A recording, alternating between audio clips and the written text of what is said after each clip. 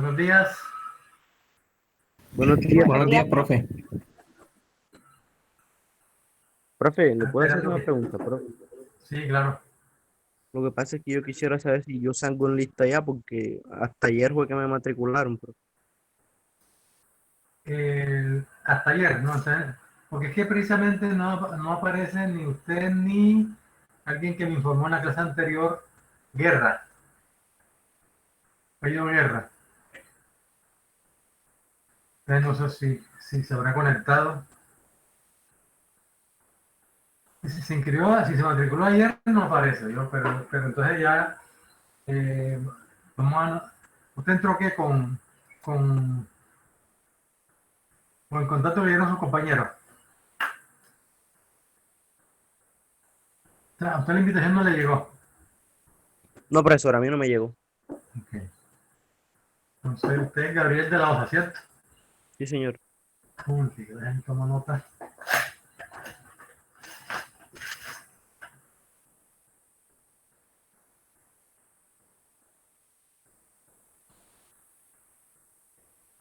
Gabriel de la Osa. Haga mejor y me escribe en el chat su correo, ¿no? Para tomarlo en cuenta y hacerle la invitación que ya le salga fijo. Bueno, entonces vamos a dar inicio a la clase de hoy. Pues estaba esperando que se conectaran todos. Ya tenemos 30 de 35.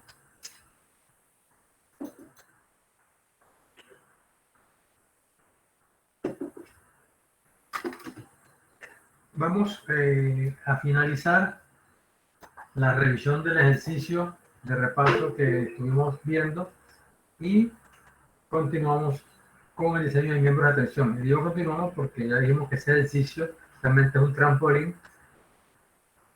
porque estamos diseñando un miembro de atención y simplemente nos permite analizar ya cuál es la manera correcta, de acuerdo con la norma, para diseñar miembros de atención. Voy a compartirles pantalla. Esta vez pues voy a usar simplemente lo que tenemos proyectado en PowerPoint, porque por eso solo dejé que lo revisara y si tienen alguna duda lo hacen. Pueden preguntar.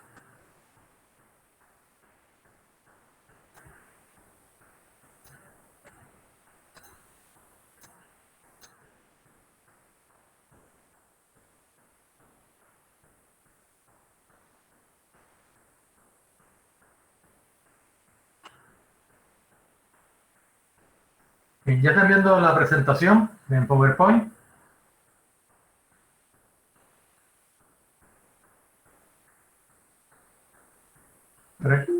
¿Pregunto? Sí. Ok. Bien, tenemos una pantalla amarilla, ¿no? Para saber que es la misma que. Entonces, en la clase anterior, estuvimos calculando la fuerza interna que le llegaba al miembro AC, que era el de interés. Y necesitamos diseñar ese miembro, o sea, seleccionar en este caso un par de ángulos que supliera o que resistiera esa carga de tensión obtenida del análisis estructural. Para esos dos ángulos, para esos dos perfiles se obtuvieron dos ángulos de alas iguales, que son estos ángulos de 75 por 9. Para recordarle y familiarizarnos con la nomenclatura, cuando hablamos de un ángulo de 75 por 9, estamos diciendo que es un ángulo de alas iguales. En donde el largo de la aleta son 75 milímetros. O sea, de aquí hasta aquí esto mide 75 y de aquí a acá 75. Y el 9 corresponde al espesor, o sea, 9 milímetros, 9 milímetros. ¿Quién tiene dificultades? Perdón, profe. Haider, Haider, el el micrófono, micrófono. Haider. ¿Cómo? Sí, ya le di acceso El a... compañero Haider. Listo. Bien, entonces, decíamos esto, ¿no? De que 75 por 9, uno debería decir un ángulo de 75 por 75 por 9 para indicar 75 por este lado, 75 por el otro, y el último número corresponde al espesor en ambas aletas. En cuanto a los ángulos se refiere, los ángulos en las esquinas, como observan ustedes, así es como ellos vienen en la práctica, fabricados. Traen una pequeña curvita que es para evitar concentración de fuerza en esos puntos. Entonces, el ángulo real es así con la curva. ¿De acuerdo? Y eso pues va a hacer que si usted hace el cálculo del área y las demás propiedades usando esto, es posible que le salga un pequeño error. De tal manera que ya ellos sí han hecho el cálculo. O sea, cuando en los catálogos aparecen unos datos de área, inercia, etcétera, ya ellos sí han tomado en cuenta exactamente cuál es el radio de la curva, y con eso calculan de manera precisa el área y los demás datos, la demás información que se obtiene. Claro, nosotros cuando trabajamos para simplicidad o no tenemos la tabla, pues podemos aproximar que esto es recto, como lo vamos a mirar enseguida. Pero el otro punto importantísimo que hay que tomar en cuenta para el caso especial de los ángulos es que son los únicos perfiles que se dan el lujo de tener 4 ejes de giro. Entonces tenemos un eje horizontal, el eje X, un eje vertical, el eje Y, que es el que es común de todos los demás perfiles. Y miren que el centroide de esos dos ejes no está dentro del ángulo, queda por fuera, ¿sí? Es por la forma que tiene el ángulo. Entonces, cuando digo que este es el centroide tendré que darlo en referencia a la espalda de este miembro. O sea, si yo digo que el centroide, aquí por ejemplo dice X, este X es el centroide. Aquí dice que X vale 2.18 centímetros. Eso lo estoy midiendo desde aquí hasta la espalda. Y desde aquí, pues como el X trazo es igual al Y trazo por ser un elemento simétrico, el Y trazo irá desde aquí hasta acá. ¿Queda claro eso? Ténganlo muy presente. Entonces, el eje de referencia para las medidas es el eje que está en la espalda. O sea, usted traza un eje aquí y traza un eje acá. Bien, pero les decía que además de esos dos ángulos de giro X y Y, tenemos un ángulo o un eje que es perpendicular, va a 45 grados a los ejes X y Y, que es este ángulo que se llama W. Y de igual manera hay un ángulo, hay otro eje que es el eje Z, perpendicular al W. Entonces, un ángulo puede girar cuando se dobla alrededor del eje X, o puede girar alrededor del eje Y, o alrededor del eje W, o alrededor del eje Z. Tiene 4 radios de giro, 4 radios a partir del cual él puede doblarse, como lo veremos cuando estemos en miembros a compresión. Y para cada uno de esos ejes, usted tiene las propiedades. Aquí solamente hemos colocado las propiedades para el eje X y para el eje Y, pero es necesario saber el eje Z. Entre el eje W y el eje Z, el más débil es el eje Z. El eje W es más rígido, es decir, el radio de giro alrededor del eje W es mayor que el del eje Z. Entonces, las normas o los catálogos colocan en menor, en este caso el eje Z, pero es bueno que tengan claro de que existe otro eje para el cual usted podría calcular el momento de inercia en así como tengo momento de inercia en X, podría decir momento de inercia en W, momento de inercia en Z. Igualmente para radio de giro en W, radio de giro en Z, módulo de sección en X, módulo de sección en Y, módulo de sección en W y módulo de sección en Z. Listo. Es bueno que, pues, que uno esté familiarizado cuando vea esas gráficas, no se asuste, simplemente eso es así. Bien, entonces les decía que como estamos ya aprovechando para repasar y calcular, ver cómo se calcula las otras propiedades como son el área, la inercia, etcétera, entonces vamos a ver rápidamente cómo calculamos el área, primer punto, ¿no? Entonces, ¿qué pasa? Que curvas que están acá las omitimos para efectos de un cálculo. Lógicamente que este cálculo va a ser aproximado, o sea, no va a ser exacto con respecto al que verdaderamente tiene ese perfil como sale de fábrica. Entonces, con esa simplificación, decimos, este ángulo puedo descomponerlo en dos rectángulos. Un rectángulo, que sería este, un rectángulo horizontal que tendrá de largo o de base 75 milímetros y de altura el espesor que es 9 milímetros. Esa área la vamos a llamar A1. La otra, como ya está la metí, entonces tengo que descontarla, va desde aquí hasta acá. Entonces, ¿cuánto me irá? Pues me irá 75 menos 9, ¿cierto? Porque 75 va desde aquí como estamos, tal como se muestra en la figura. Entonces, la sub 2 tendrá como altura 75 menos 9 y el espesor sí es 9. Entonces, vamos a calcularle esa área, que es simplemente el área, pues será la suma de las dos subáreas. A sub 1 más A sub 2, que en este caso sería 75 por 9, más este pedacito que es 75 menos 9, que le quito el espesor, multiplicado por su ancho que es 9. Eso me da 1269 milímetros cuadrados o 12.69. El que aparece en la tabla, cogimos del catálogo, es 12.77, entonces tiene una ligera variación. Miren, 1277 a 1269, eso es muy mínimo porque eso está en milímetros. El error es apenas de 0.63%, o sea, ni siquiera llega al 1%. ¿Está claro eso? ¿Tienen alguna pregunta en este aspecto, en este punto?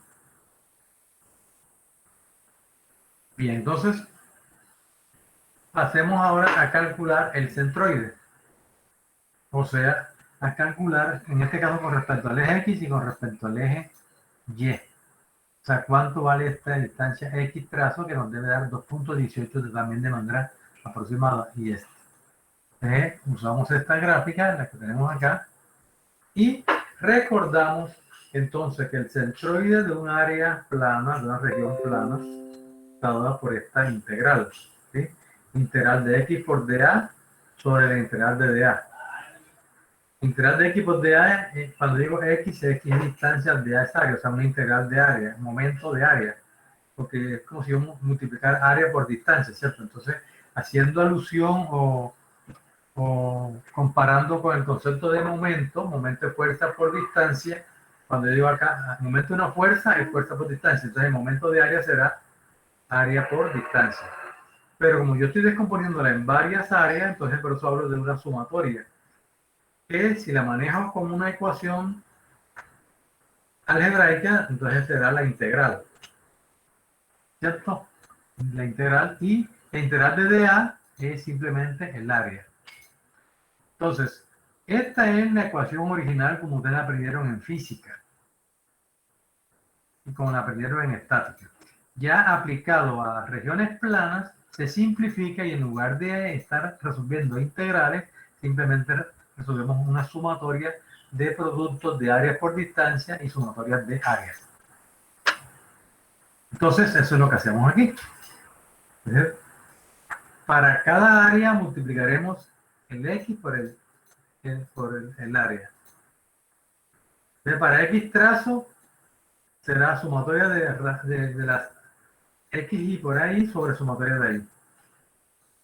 Entonces aquí elaboramos esta tabla que es bastante práctica y nos permite trabajar con precisión, ir mirando. Lo que les sugiero, y miren que se los digo desde ahora, para que no me cometan errores, cuando estén haciendo estos ejercicios, estén estudiando, estén haciendo un examen, ustedes tienen que hacer las gráficas bien hechas, ¿sí?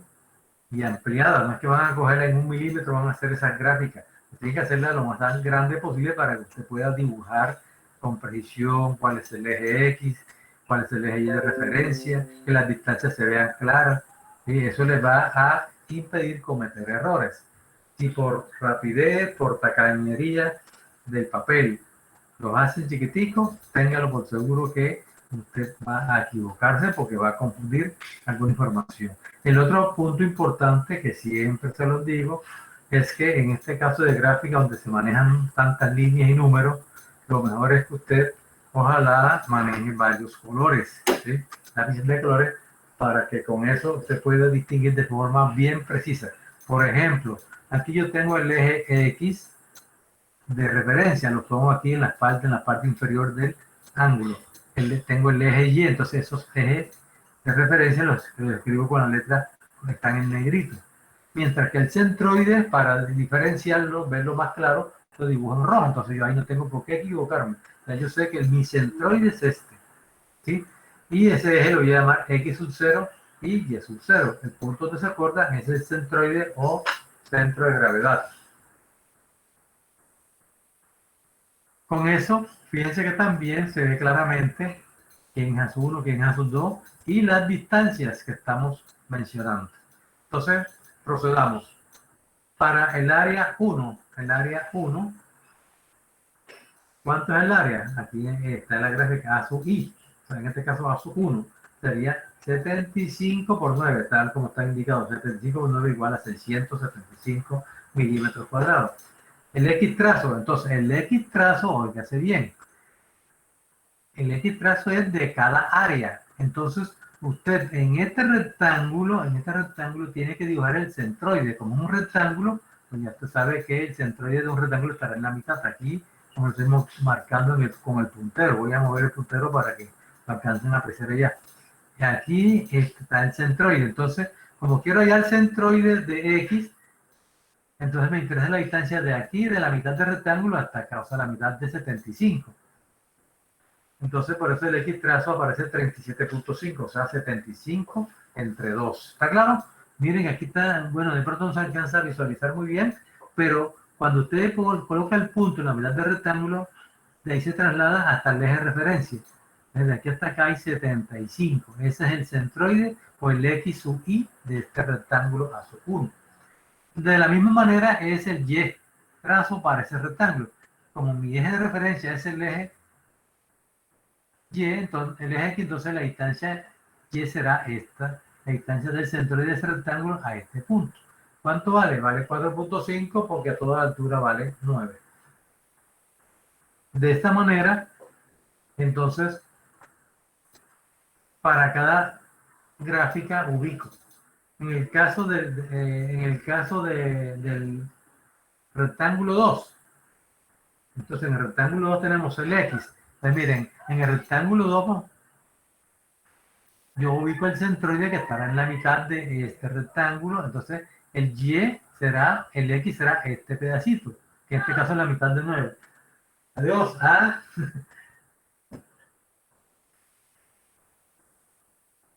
Y por eso vale el X vale 4.5. Y el Y será la distancia, óigase bien, el Y va desde este punto de la mitad del rectángulo hasta la parte de abajo, no es hasta aquí, ¿sí? El centroide del rectángulo sí llega hasta aquí, pero como mi eje de referencia está más abajo, la distancia es desde el centroide de cada figura al eje de referencia. ¿Está claro? Usted puede tomar cualquier eje de referencia. Si usted quisiera, podría tomar un eje de referencia que esté acá arriba y otro acá, o lo puede tomar en otro sitio, en cualquier punto la distancia es la misma, porque le va a dar lo mismo, pero las distancias de referencia van a ser diferentes. Entonces, repito, para el caso del rectángulo 2, mi distancia lleva de aquí hasta acá abajo, por esta razón será igual a la mitad de, aquí quedaría 75 menos 9, y eso lo divido entre 2. Y a esa distancia le sumo entonces el espesor del alma, el espesor de la letra, que es 9. Entonces eso me da, ¿cuánto? Me está dando 42 el Y trazo.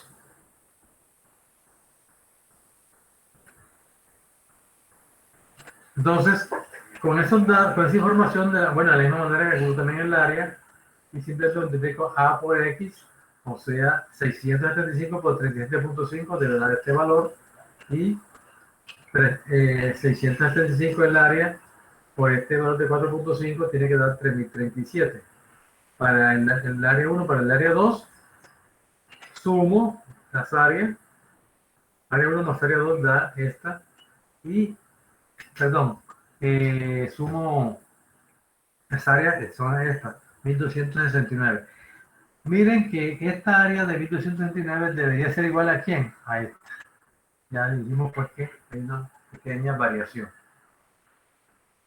Teniendo en cuenta, ya habiendo multiplicado área por distancia, la sumo, aquí están las sumas parciales de cada uno de ellos, y entonces procedo a calcular con esta ecuación los centroides. Entonces X trazo, que en este caso es igual a Y trazo por ser simétrico, sería igual entonces a esta sumatoria que es 27.985, que es la sumatoria de X sub Y por A sub Y. O sea, este valor. 27.985. Entre el área, que es 1269, me da 2205. Entonces, ¿qué es 2205? 2205 es esta distancia del eje de referencia al centroide que estaba buscando. Esta distancia que acabamos de calcular me da 22.05. Si la comparamos con la que está en el cálculo que tienen aquí, como esto está en centímetros, sería 21.8. O sea, casi 22 milímetros. Entonces el error es de 22 milímetros a 0.05, o sea, 0.05 milímetros es la variación. Entonces ese es un error que es aceptable. Pero importante es que ustedes sepan manejar eso con esos seres de referencia, tengan en cuenta las recomendaciones. Cuando el estudiante toma en cuenta estas recomendaciones que yo les doy, no tienen problema final. La mayoría de los estudiantes, cuando cometen errores en esto es porque simplemente no tuvieron las recomendaciones, no hacen los dibujos claros y lógicamente se van a equivocar. Diga, ¿qué voy a preguntar? No, lo que pasa es que un compañero me está comentando que está intentando ingresar, no le ha concedido el permiso. Sí, lo que pasa es que ya después que arranco ya no me doy cuenta. Tienen que estar puntuales. Pero tampoco me aparece aquí solicitando. ¿Cómo se llama? Pregúntele cómo se Compañero es llama. ¿Quién? Jeffrey Guerra. Ah, que sea que le dije que no, estaba intentando, pero como no me había, no se había comunicado, no tenía la opción. Entonces, usted le puede dar el contacto. Porque ahora tengo que buscar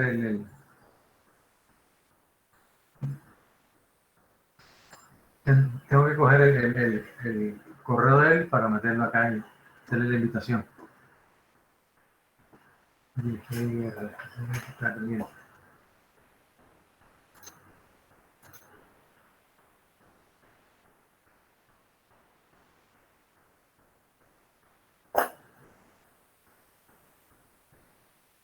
Tiene que me mande el WhatsApp, el WhatsApp el correo para hacerle la invitación.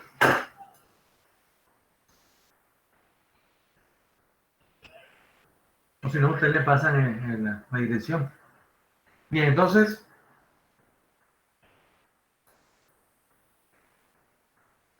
¿tiene alguna pregunta respecto al cálculo del centroide? No, En profesor, está muy claro. En resumen les aclaro lo que dije al comienzo del ejercicio.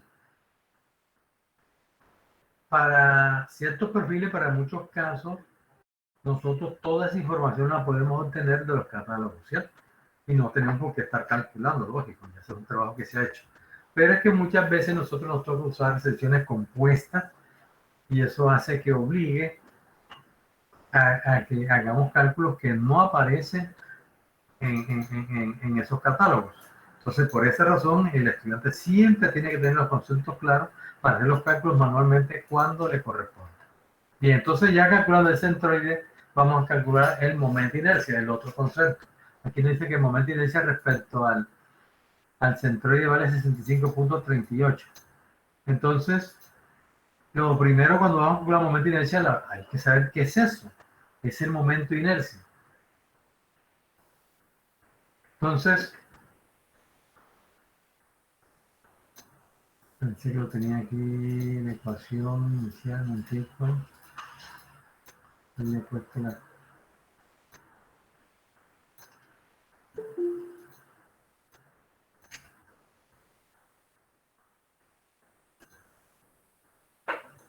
Listo. Ok, ya se le permitió la entrada. Muy bien, Jeffrey. Mándeme ese correo yo ahí al chat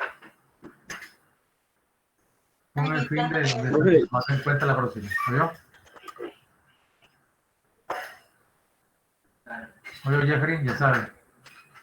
Mándeme ese correo al chat para yo anotarlo acá. Y entonces, ahora sí, no se toman interrupciones.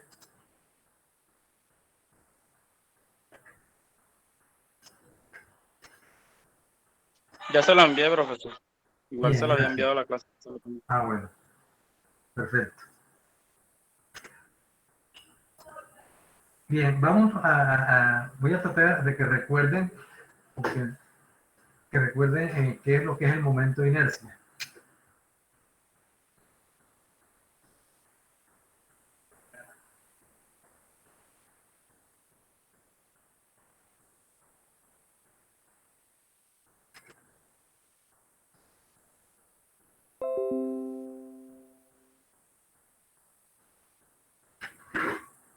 ¿Ya están viendo el tablero en blanco, la pantalla en blanco?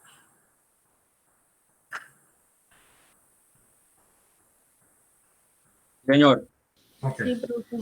Bien, entonces, el concepto de momento de inercia es un concepto que también es de física, ¿sí? En física 2, en física 3, bueno, donde se ven lo que es masa, centro de masa, momento de inercia, se estudia ese concepto de momento de inercia. Entonces, si usted tiene un área cualquiera de un perfil, ¿no? Pongamos ese caso así, como caso más general. Digamos que ese es el área del perfil. Y usted tiene un eje de referencia X y Y. El momento de inercia respecto al eje X, que veremos también para el eje Y, se define como. Entonces, ¿qué se hace? Usted para esa, quiero que tengan claro el concepto porque es que cuando uno habla de momento de inercia tiene que necesariamente referirlo a un eje. ¿Está claro? Entonces uno tiene que decir momento de inercia respecto a quién, de quién. Entonces yo tengo esta sección, ¿sí? Y tengo este eje de referencia. Yo tengo un diferencial de área.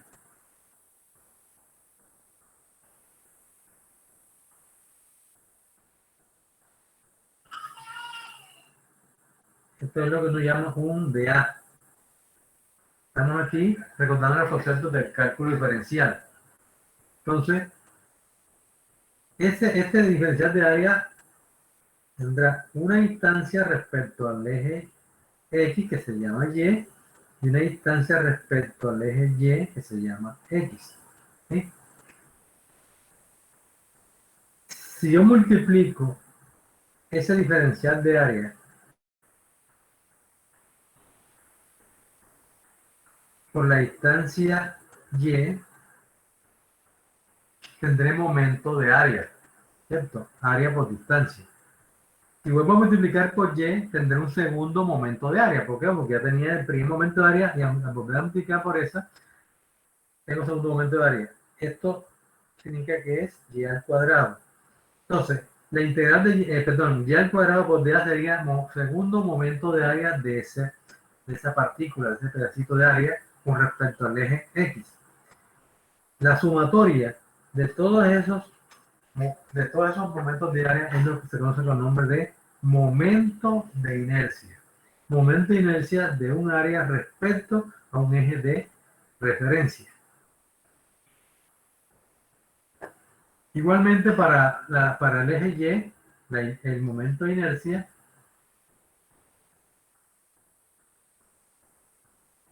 será, el momento de inercia respecto al eje Y será entonces x al cuadrado por dA. ¿Sí? Ese es el concepto original que se deriva de unos conceptos que ustedes vieron en física. Física, estoy hablando de la física 1 o física 2. Y en Profesor, estática, ¿sí? perdón. Diga. Entiendo la parte que dice de se multiplica eh, por la distancia, pero cuando lo multiplican, o sea, cuando lo multiplica dos veces que lo tenemos al cuadrado es porque está, por así decirlo, generando un giro. O sea, la primera distancia quedaría en la posición negativa y otra vez quedaría en su misma posición, un giro. Sí, señor. Claro, porque es que Ah, ok. el concepto de momento de inercia, muy bien, el concepto de inercia está relacionado con giro, ¿ya? Cómo gira una estructura, tanto que de ahí se deriva el concepto de radio de giro, como veremos enseguida, ¿sí? O sea, para ese concepto, el radio de giro, bueno, vamos para no equivocar, no confundirnos ahora, pero sí tiene que ver con eso. Entonces, y se llama segundo momento porque le decía, yo digo X por dA, tendría momento de área, ¿cierto? Porque es área por distancia. Si vuelvo a multiplicar por X, entonces ya será momento de área del momento de área. Entonces lo llamaré segundo momento de área. ¿Ok? Ese concepto que ya como ecuación se vuelve un concepto abstracto totalmente. O sea, ya es una ecuación matemática.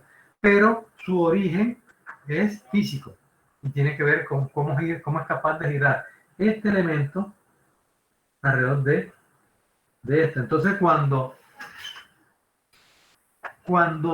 yo quiero, cuando yo quiero mirar cómo gira este elemento alrededor del eje X, entonces hay una simplificación que se hace y es cómo convierto yo esa área en una área sencilla rectangular. Por ejemplo, que esta área equivalga a esta área,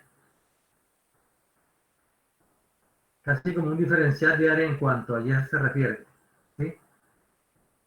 Digamos que esto vale A, es equivalente al área aquella. Y la distancia de esta área equivalente al eje X es lo que se llama radio de giro, es decir, es el equivalente a este momento de inercia que teníamos acá.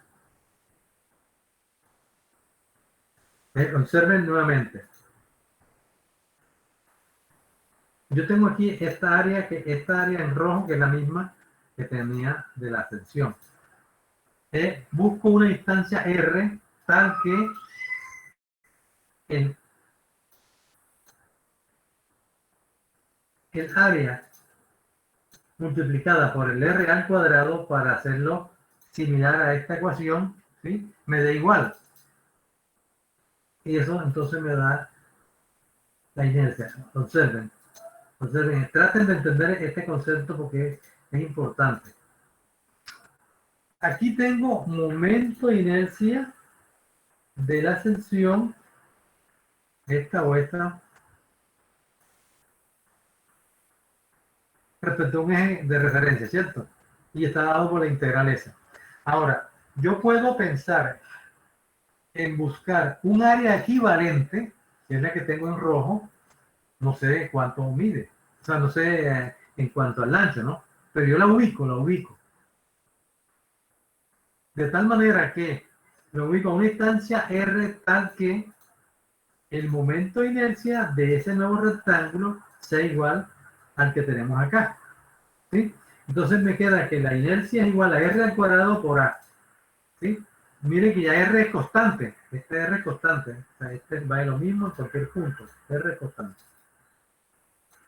Entonces, ese valor de R, si yo lo despejo, ¿a qué es igual? Pues será, como está R al cuadrado, pues será I sobre A primero que todo, y saco raíz cuadrada.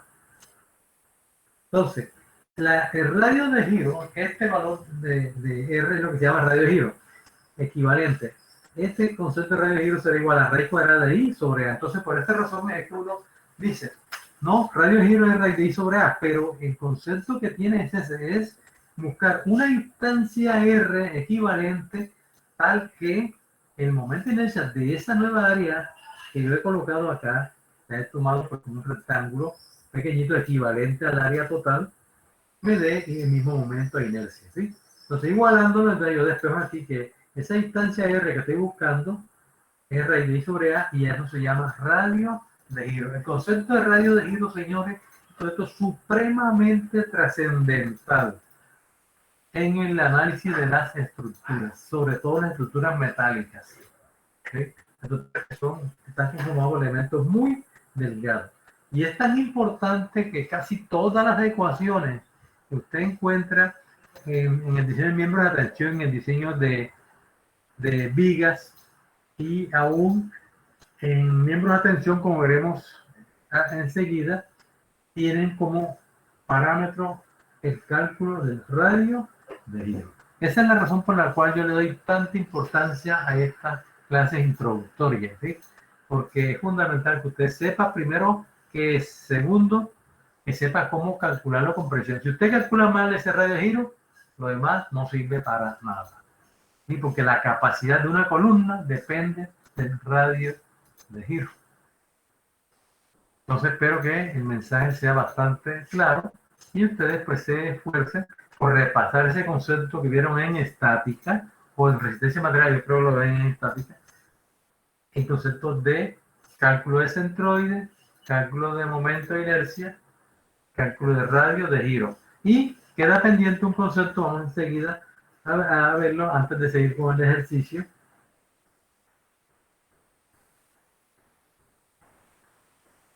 Que es el siguiente.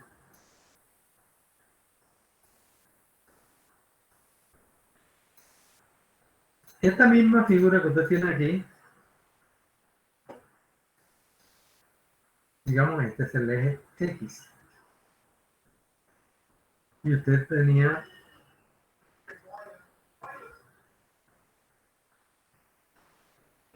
el diferencial de área.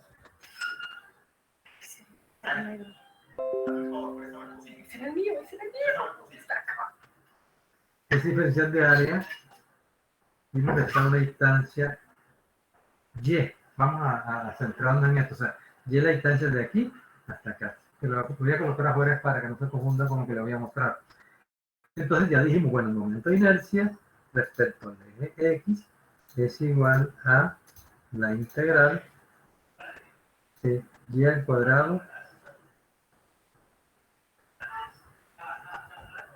por dA.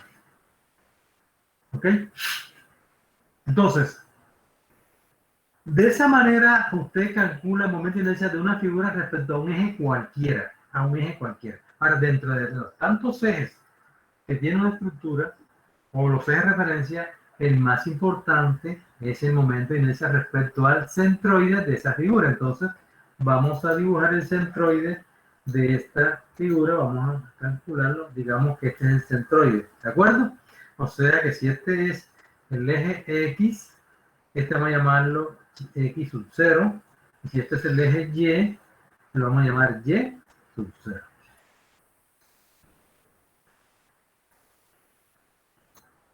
Entonces, cuando usted quiere calcular el momento de inercia de esa figura respecto a su centroide, que es el que más nos interesa, pero bueno, no es el que más nos interesa, ese es el que aparece en los catálogos. Los catálogos nos dan el momento de inercia respecto al centroide, pero estaremos viendo en esta misma clase que usted le interesa en algunos casos por las secciones compuestas calcular el momento de inercia respecto a un eje que sea paralelo a eso. Entonces, ¿qué pasa? Ya usted tiene calculado el momento de inercia respecto a este eje X, que fue la definición esta que tenemos acá. Ahora me interesa hallar este mismo momento de inercia, pero respecto a este eje X. O sea, este es el centroide. Este eje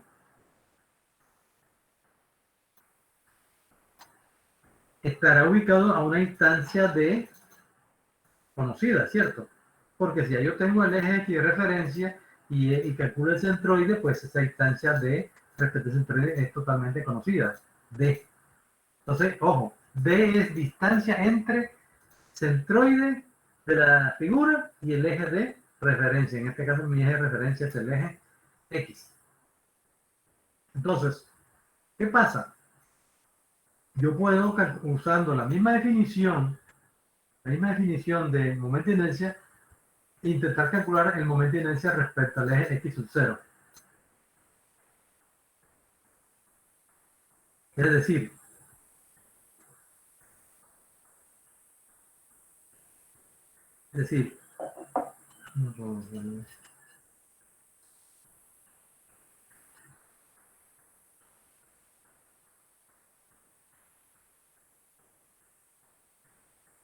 para que me quepa la ecuación. Es decir, y X sub 0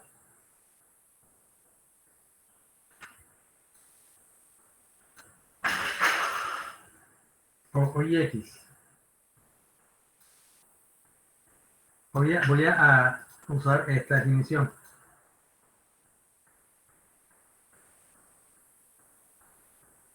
Momento de inercia y X, pues lo puedo obtener como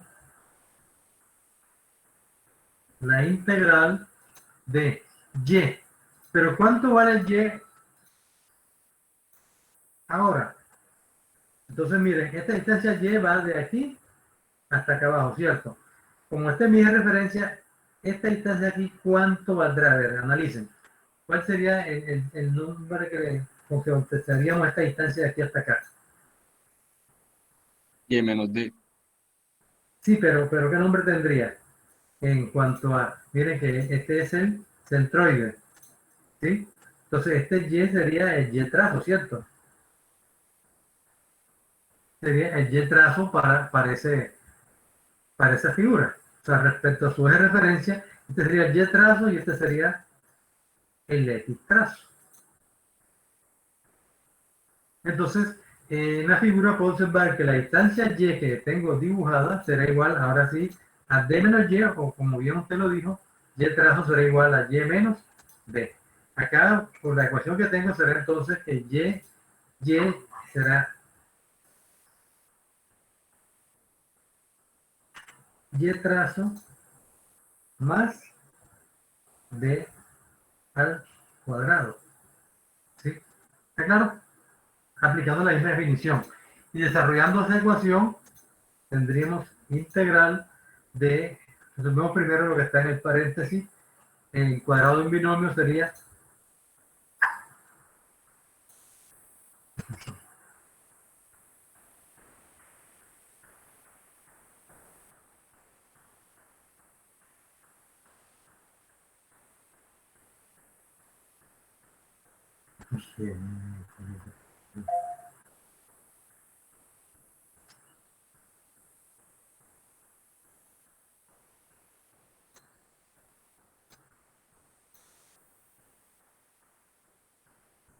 un tiempo que se desconectó.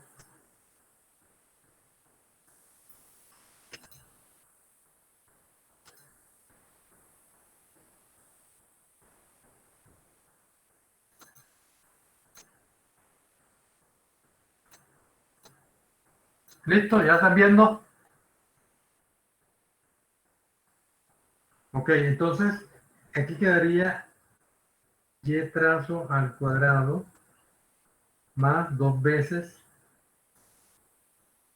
Y trazo por D más D al cuadrado, ¿cierto? El cuadrado del binomio.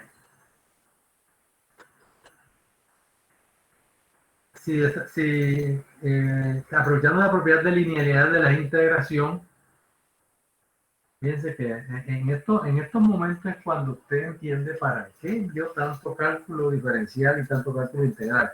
O sea, a veces el interés es simplemente recordar algunas pequeñas propiedades, no hay por qué entrar digamos, resolver ejercicios de estas, sino son los conceptos lo que usted necesita aplicar.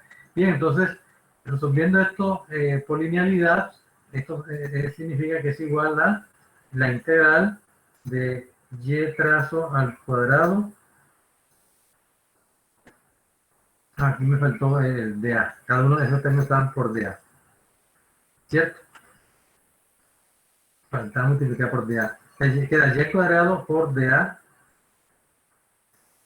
más integral de 2y trazo por d por dA más integral de d al cuadrado por dA. Vamos a sacarlo acá.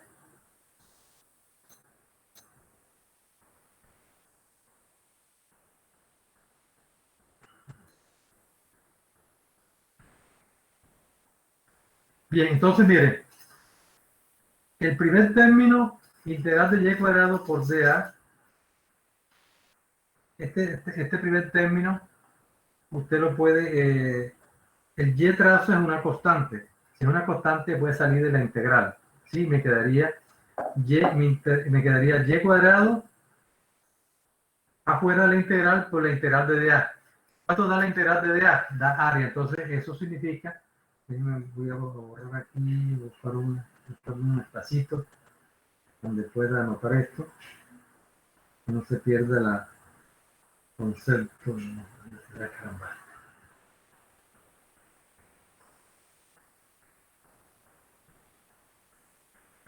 Entonces repito, esta inercia Ix da igual. Acá dijimos que daría y trazo al cuadrado por el área. Porque la integral de dA es área.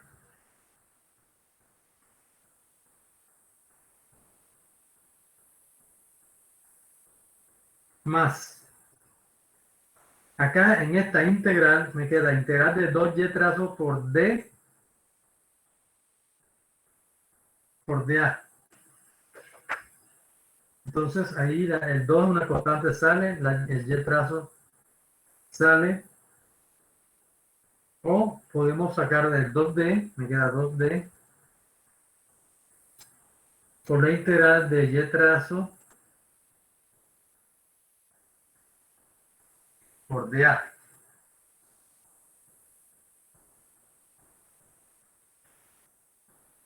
Y el otro término sería más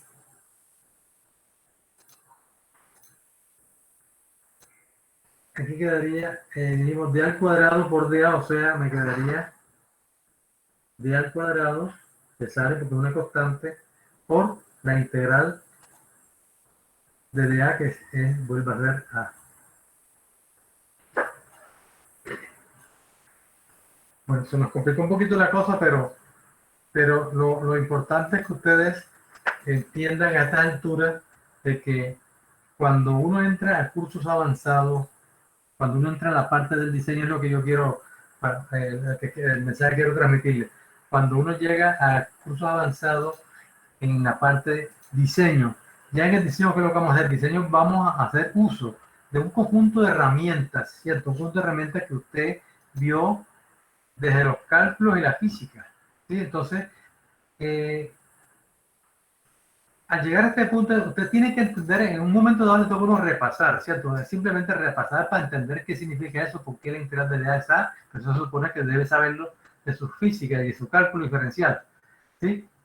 Pero acá uno utiliza esa serie de conceptos y ya entra a una parte importantísima que es ver, cuando hace un análisis estructural que tiene unas cargas aplicadas, y sabe que esa carga debe resistir un elemento, ese elemento, qué dimensiones, cómo debe ser ese elemento, qué área debe tener, qué propiedades los materiales deben tener, para que sea capaz de resistir esos esfuerzos. Entonces aquí es cuando usted utiliza esta serie de ecuaciones, que ya esas ecuaciones a la parte de diseño ya vienen listas, o sea, también han sido demostradas previamente como lo que estamos haciendo en este punto, ¿sí? Y al final decir que para ¿dónde está? Vamos a terminar aquí. Al terminar decir que cuando usted quiere calcular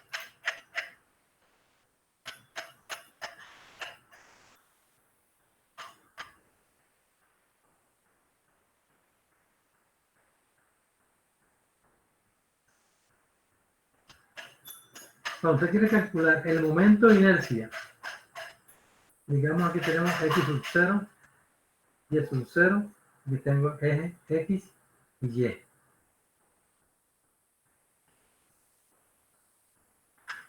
El momento de inercia de una sección cualquiera con respecto a un eje x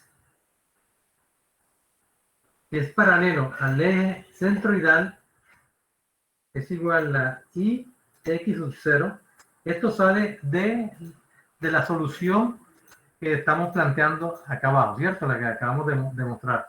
Es igual a i x sub 0 más el área por la distancia al cuadrado. Esto que es lo que se conoce como el teorema de los ejes paralelos o el teorema de Steiner.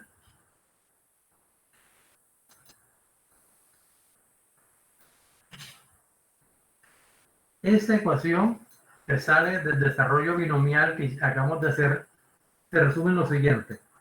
Cuando se quiere calcular el momento de inercia de una figura, esta figura, esa figura pues tiene un área determinada A.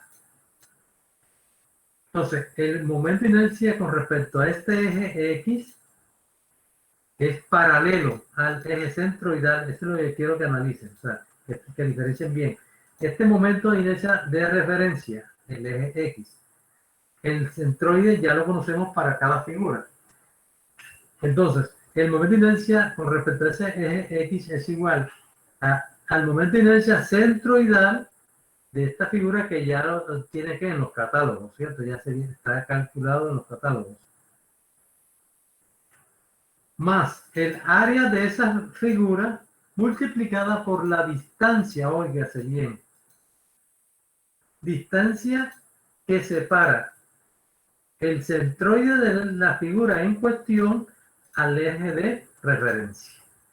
Esta es la parte que ustedes tienen totalmente clara y por lo tanto nuevamente lo invito a que cuando está haciendo su ejercicio en su dibujo coloque eje de referencia y coloque el centroide para que no tenga inconveniente en saber a qué eje se refiere. Si usted estuviera calculándolo respecto al eje Y, el eje Y pues tiene la misma ecuación, ¿cierto? El eje Y será Y igual al IY sub 0 por analogía con el anterior, más el área por la distancia al cuadrado. Entonces, en este caso, eje de referencia, eje Y.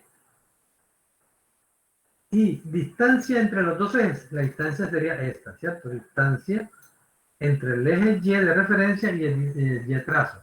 Entonces, este es el nuevo Y. Acá hablaríamos de un DY, acá hablaríamos de un DX si queremos diferenciarlo. Pero simplemente lo que debe estar claro es eso. Distancia entre centroide de la figura al eje de referencia. Entonces, vamos a ver cómo se aplica. Bueno, entonces, en el desarrollo que les expliqué anteriormente, les dejo como inquietud que por favor lo analicen con calma y puedan llegar a la demostración esta que aquí, a esta ecuación que acabo de plantearla. Repito, quiero que lo revisen de su resistencia de materiales que aparece allí demostrada. Así, en cualquier libro de resistencia de materiales aparece como en el desarrollo ese que hicimos, simplemente tomando en cuenta algunas consideraciones que tienen que ver con las propiedades integrales, permite llegar a esta ecuación. Entonces, por favor, léanlo porque de pronto, pues ahí se les genera un poquito de confusión, pero es porque no recuerdan una serie de propiedades, como son las propiedades de linealidad y de las integrales, las propiedades de integral de una constante. Sí, entonces, por esa razón, cuando estaba desarrollando eso, me costaba trabajo explicarles porque en cada caso va saliendo algo nuevo, me toca explicar. Yo prefiero que por favor repita, revisen esto que estaba haciendo y en la próxima clase me lo comentan, ¿de acuerdo? Espero que lo tengan totalmente claro. Entonces, en resumen, señores, para el ejercicio que estamos haciendo, vamos a él, debemos aplicar esta ecuación. Entonces, ¿qué es lo que ocurre? Vamos a calcular momento de inercia respecto al eje centroidal, ¿ya? De esta figura, de este ángulo. Pero, ¿qué pasa? Que esta figura se descompone en dos, como lo ya habíamos hecho. Ya tenemos una figura A sub 1 y una figura A sub 2. El centroide ya lo conocemos porque fue lo que calculamos, lo que acabamos de calcular, ¿cierto? Entonces yo sé, pues, ya yo sé cuánto es esta distancia y cuánto es esta distancia. O sea, aquí tenemos el X trazo, que fue el que calculamos 2205 y 2205. Esta distancia este eje está totalmente referenciado con respecto al centroide. Bien, cuando nos piden calcular el momento de inercia de este ángulo respecto a este eje, ¿qué nos damos cuenta enseguida? Que al descomponer la figura en dos rectángulos, cada rectángulo tiene un centroide, óigase bien, cada rectángulo tiene un centroide que es diferente al eje con respecto al cual queremos calcular el momento de inercia de la figura. Por lo tanto, se hace indispensable aplicar el teorema de Steiner o teorema de los ejes paralelos.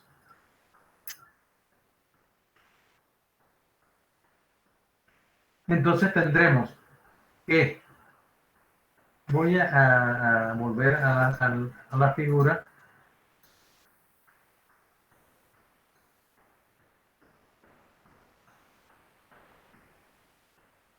Pero antes voy a tomar los datos que aparecen aquí.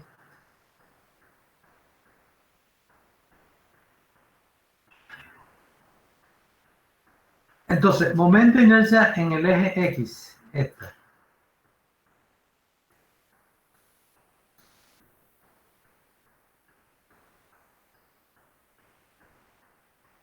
En la ecuación.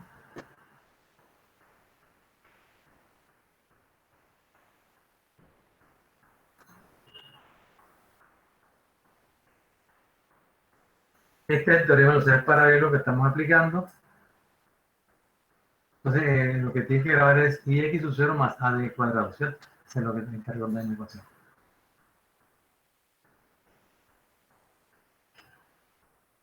Entonces,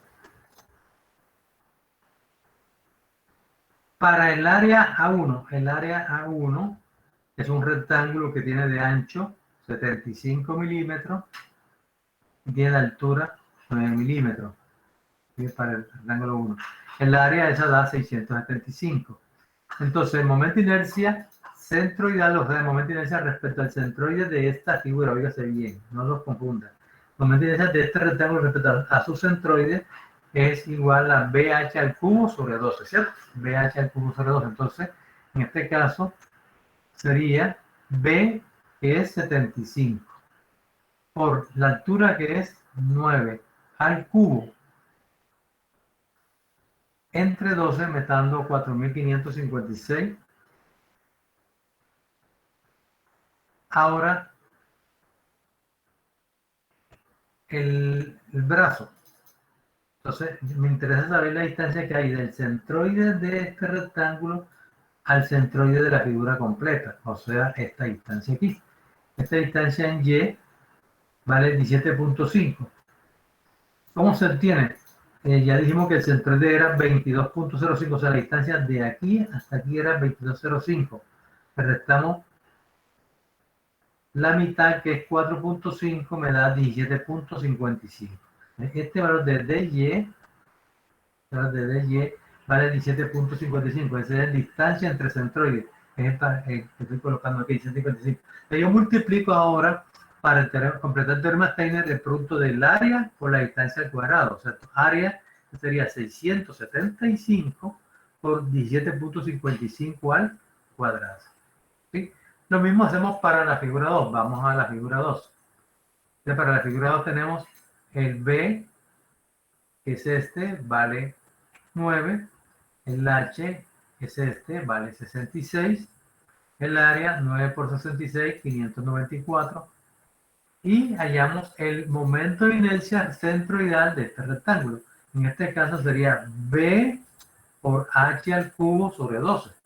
La misma ecuación, pero ahora el B vale ¿cuánto? El B ahora vale 9 por la altura. La altura es lo que nos quedó, que fue 66. Entonces sería 9 por 66 al cubo entre 12, me están dando 215.622 milímetros a la 4. No se olviden que cuando digo y cuadrado por dA, las unidades de momento de inercia son unidades a la cuarta potencia. Estos son milímetros cuadrados, milímetros a la 4. Bien, y multiplicando ahora el área por la distancia al cuadrado, en este caso ahora multiplico esta área, que es 594, por la distancia al cuadrado. ¿Cuál es la distancia al cuadrado? La distancia al cuadrado sigue siendo esta. La distancia es la misma de aquí hasta acá, ¿cierto? Porque es distancia de centroides a centroides, o sea, 22,05. Entonces multiplico 594 por 22,05 al cuadrado y me da este valor. Entonces, la inercia total será simplemente la sumatoria de esto más esto, o sea, 220.178 más esto le dio 443.315. Eso da una inercia total de 664.493 milímetros a la 4, o en centímetros, dividimos entre 10.000, o sea, un centímetro tiene 10 centímetros, a la 4 y a la 4, dividido entre, corro la coma 4 veces, 1, 2, 3, 4, entonces me queda aquí. Miren que son cositas que se olvidan y a veces tenemos que acudir a la calculadora. Quiero que entienda, pues simplemente yo tengo milímetros a la 4, lo voy a pasar a centímetros, y dividir entre 10.000, o sea, 1, 2, 3 y 4, me queda 66.45 centímetros a la 4. Ese es el momento de inercia de ese ángulo. Si lo comparamos con el que está en el catálogo me da 65.38, acá tengo 66.45. Pues bastante, el error fue bastante pequeño y es aceptable el cálculo. ¿Sí? De todos modos ya pues le he hecho la advertencia de qué es lo que está sucediendo. Y finalmente, calculando el momento de inercia, podemos calcular ahora el radio de giro. ¿Sí? El radio de giro, que es el otro concepto fundamental, como una simple raíz cuadrada de I sobre A. Entonces simplemente dividimos el momento de inercia que nos dio 644.493 entre el área total, que es 12,99, raíz cuadrada me da 22.88. Ese es el radio de giro. Entonces, de esta manera hemos tomado una sección y le hemos calculado área, le hemos calculado momento de inercia y hemos calculado radio de giro. ¿Tienen alguna pregunta? Profe, sí, buenos días. Sí, buenos días. En caso de que en un ejercicio no me den el perfil de diseño, o sea, no me den el perfil, porque aquí no los dan, ¿cierto? ¿En qué yo me baso para yo escoger ese perfil? Sí, ¿En qué criterios me basaría yo para escoger el perfil? Perfecto. Lo primero es que, como tenemos muchos tipos de perfiles, ¿cierto? Perfil en ángulo, perfil rectangular, perfil circular, hueco o lleno. Tómala bien, silencio. Puedo tener un perfil en I, canal, etc. Entonces, cada problema en particular le estará diciendo a usted, mire, escoja un ángulo, o escoja un tubo, o escoja otro, ¿cierto? Pero para escoger necesariamente usted debe tener un catálogo, ¿yo? Un catálogo al cual hacer referencia. En ese catálogo usted busca el fabricante y entonces dice propiedades de un ángulo, propiedades de un perfil en I, propiedades de un tubo. Entonces, necesariamente tienes que hacerlo así. Si en cambio le dijera el momento de inercia es de un rectángulo, ahí sí no hay problema porque los rectángulos pues usted lo maneja, ¿cierto? Usted a un rectángulo le conoce cuánto vale el área y cuánto vale el momento de inercia y puede calcularlo para cualquier figura sin necesidad de acudir a ningún catálogo. ¿Sí me hago entender? ¿Por qué? Porque es que el momento de inercia de un ángulo, como pudo darse cuenta enseguida, pues tiene una serie de pasos, ¿verdad? Entonces, ¿qué tal que uno en cada paso tenga que hacer esta descomposición? Sería demasiado complicado y el diseño pues sería aburridor, ¿sí? Nunca terminaría. Pero lo importante es que usted en primera instancia tenga claro los conceptos de qué significa cada cosa. Segundo, que existen unas ayudas que son los catálogos, las tablas de diseño, y allí usted escoge lo que necesite. ¿Queda clara su pregunta? Sí, señor. Profe, Sí. puede haber el caso en que una armadura, las fuerzas, las dos estén a compresión y no una tensión y una compresión. Sí, O sea, ¿qué se haría ahí? Porque yo estuve viendo el ejercicio 1 que está planteado de este taller sí, y pues yo creería que ahí las dos fuerzas están a compresión. Y, totalmente.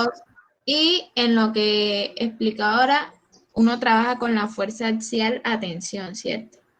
Ajá, bueno, sí, muy bien. Y entonces, ¿qué conclusión llegó ahí en ese ejercicio? A ver, Bueno, usted como... nosotros encontramos que las fuerzas que estaban en la armadura eran a compresión, las dos. Sí. Y Ujú. ahí plantea que la fuerza de tensión era 0.3 por FY. Y ya pues ahí uno encuentra el área, porque también dan las dimensiones del rectángulo. Sí. Ah, pero en el Pero otro. no lo he terminado. O sea, llegué hasta allí, hasta el área. Fíjese, eso es lo importante cuando está uno haciendo estos ejemplos y tiene claro qué es lo que le están preguntando. Ustedes dijeron, diseñe el miembro que está a tensión, ¿cierto? Sí, señor, diseñe el miembro que está a tensión. Entonces, en ese ejemplo en particular, donde hay dos barras con una carga axial vertical hacia abajo, tal como usted lo acaba de decir, los dos elementos están a compresión. Entonces, allí, de simple medida, no aplica. No puedo calcular ningún elemento de tensión porque simplemente no existe en ese ejercicio un elemento que esté a tensión y hasta ahí termina su ejercicio. Cuando vea el tema de miembro de compresión, entonces usted podría entrar a diseñarlo. ¿Está claro? Sí, Pero señor. eso, la idea es precisamente que si usted tiene claras las cosas, no tiene sentido que usted esté calculando un miembro a tensión en ese ejercicio cuando ninguno de los dos elementos están sometidos a tensión, sino a compresión. Entonces, usted simplemente responde, no, aplique y fuera. Muy bien. Entonces, el otro, la otra parte de este ejercicio, de este ejemplo que está resuelto, simplemente voy a tratar de orientarlo ya con base en todo lo que hemos dicho, con el fin de ir un poquito más rápido y terminar. En el ejercicio anterior calculamos las propiedades para un solo ángulo, ¿cierto? Para un solo ángulo. Ahora acá le preguntan es, ¿qué pasa cuando son dos ángulos? Cuando usted tiene que utilizar dos ángulos, porque en este ejercicio se requieren dos ángulos, estén colocados espalda con espalda. Este ángulo que está acá, ahora lo va a usar doble, porque el ejercicio así se lo pide. Estos dos ángulos, después veremos por qué se utilizan así. Entonces, estos dos ángulos están separados a una cierta distancia. La separación en este caso la da la platina que los está uniendo. Entonces, esa separación es conocida. Pero, ¿qué pasa? Que usted, teniendo las propiedades de un elemento sencillo como ocurre acá, usted aplicando las propiedades y el teorema de Steiner, usted puede calcular el momento de inercia de la sección compuesta porque cambia. O sea, no es multiplicar por 2 porque están dos ángulos, no, sino que cambian las propiedades. Entonces usted parte de aquí a acá. Vamos a mirar cada una de las cosas. ¿Cómo se calcularía el área para los dos perfiles? Bueno, esa sí es lógica, ¿cierto? No hay nada que hacer. Simplemente cuando los dos ángulos son iguales, será multiplicar este ángulo, el área de un ángulo por 2. Creo que no tiene mayor discusión. Pero los centroides, vamos a ver qué pasa. El centroide, ¿qué pasa? El centroide aquí está en este punto, este es x sub 0 y y sub 0. Cuando usted dibuja estos dos ángulos ahora, así como los tenemos acá, lo primero que usted tiene que observar cuando le piden calcular el centroide, ¿qué es? Que la misma figura me dice dónde debe estar ubicados los ejes, ¿cierto? Entonces, si estos dos ángulos tienen simetría respecto a este ángulo, respecto a este eje Y, pues simplemente diré que el centroide tiene que estar a lo largo de este eje Y. O sea que ya conozco la posición de un eje. En este caso, el eje Y es el mismo. No, perdón, el eje Y es este que coincide con el eje de simetría. Entonces, no se ponga a hacer ninguna operación de sumatoria de A sub I por el Y sub I. Simplemente diga, por simetría de la figura, de las dos figuras respecto al eje Y, el centroide está en este eje. ¿De acuerdo? Y respecto al eje X, ¿qué? Entonces, nuevamente, este eje, si usted aplica la ecuación del centroide, verá pues que esto, por ejemplo, se repite 2 veces y este eje coincide. Es decir, este eje X sub 0 para un perfil es el mismo X sub 0 para los dos perfiles. En resumen, usted ha ubicado el centroide de estas figuras para los dos ángulos está aquí, en este punto, o sea, en este punto de intersección de este eje X sub 0 que coincide con el eje X del centroide y este eje Y que coincide con el eje de simetría. Entonces, aquí está ubicado el centroide. Entonces, simplemente, también por simetría, usted ya tiene ubicado el centroide, o sea, no tiene que hacer ninguna operación. Pero para el momento de inercia, veamos qué pasa. Entonces, esto es lo que decía. El centroide pues tampoco tiene nada que calcular porque sale por la simetría.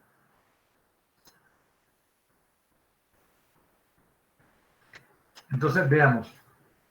Aquí dice, como no hay modificación del centroide para el eje horizontal, acuérdense nuevamente que el momento de inercia de una figura respecto a un eje paralelo es igual al momento, o sea, Ix igual a Ix sub 0 más A de al cuadrado, ¿cierto? D es la distancia del centroide de la figura con respecto al eje de referencia. Entonces, en este ejercicio, para hallar el momento de inercia respecto al eje X, miren que el eje X sub 0 de un perfil coincide con el eje X de los dos perfiles. ¿Qué significa eso? Que el momento de inercia que el eje no se modifica. El eje de referencia no se modifica. En otras palabras, el X sub 0 es el mismo X de las dos figuras.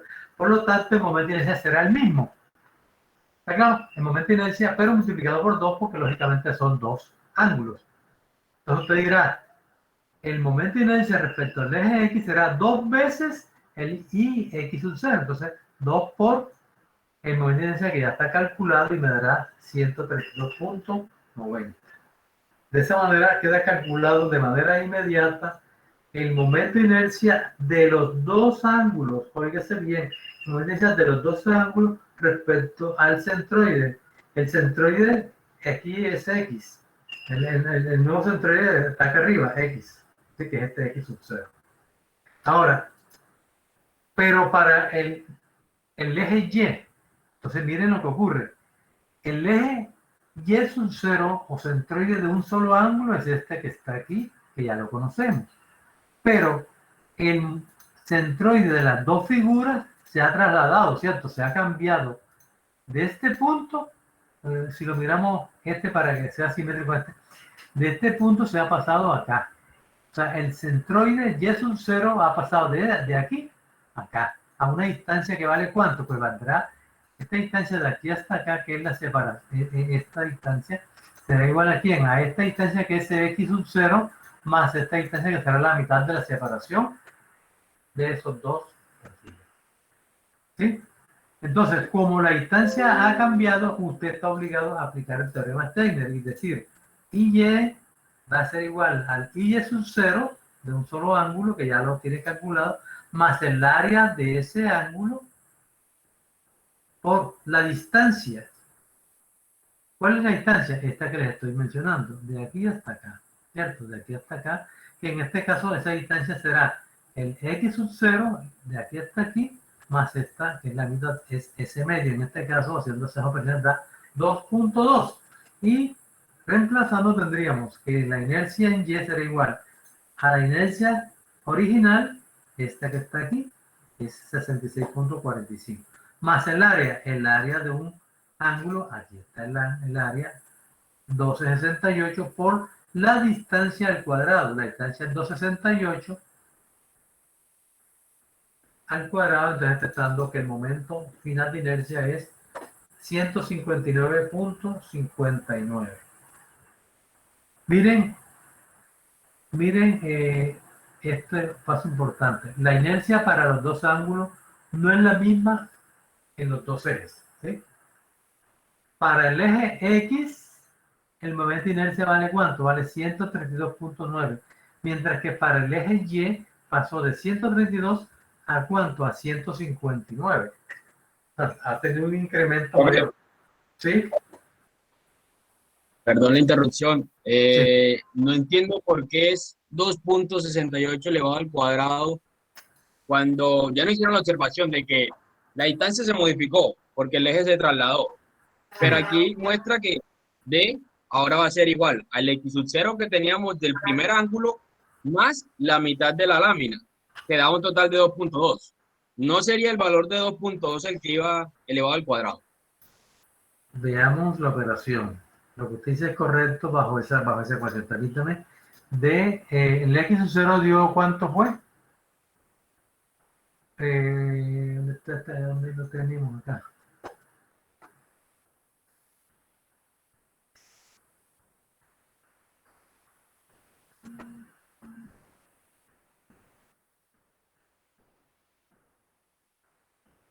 X sub 0 nos había dado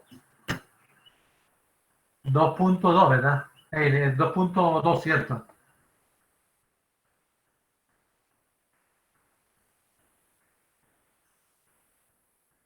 .2 más, mire, que aquí está, D es igual a X sub 0 más S medio.